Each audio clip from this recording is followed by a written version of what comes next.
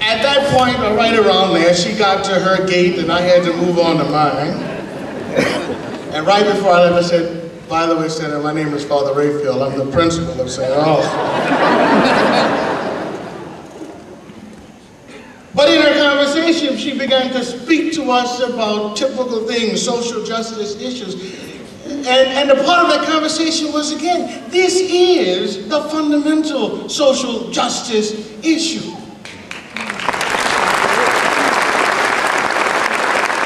And until every person committed to social justice understands that dead babies can't benefit from decent housing, and dead babies can't go to good schools, and dead babies won't be able to grow up and get solid, fair employment, until every one of us recognizes that this is the root of all social justice issues.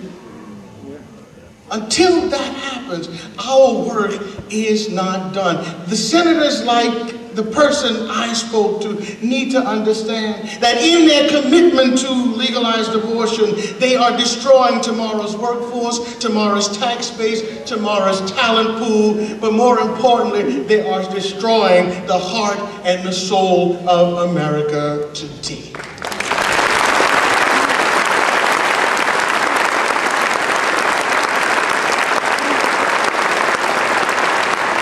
But that is why we march. That is why we are here. That is why we're here in Fort Wayne. That is why many of us were in Washington, D.C. last week. Some might say, why do you do this year after year after year? We do it year after year after year because time belongs to God, not to us. In 1850, no one really knew when slavery would be abolished. In 1950, no one could predict the 1965 Civil Rights Act. We don't know when the change is going to take place, but we do know that until the change takes place, we cannot give up.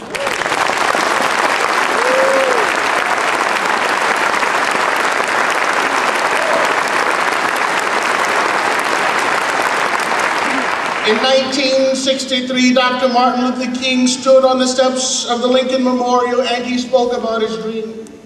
In 1963, his dream included little black boys and little white boys and little black girls and little white girls playing together, working together, laughing together, going to school together. In 1963, he prayed that black men and white men, Protestants and Catholics, Jews and Gentiles would join hands together and sing in the words of the old Negro spiritual. But today in 2011, we are praying that little black boys and white girls and red boys and brown girls and Asians and Mexicans and every child from every color and every creed. We are praying that Protestants and Catholics and Jews and Sikhs and Hindus, Muslims, every single group, even those who do not believe. Today, our dream is that every single child without distinction, and every single human being from every circumstance will have not only the protection of law,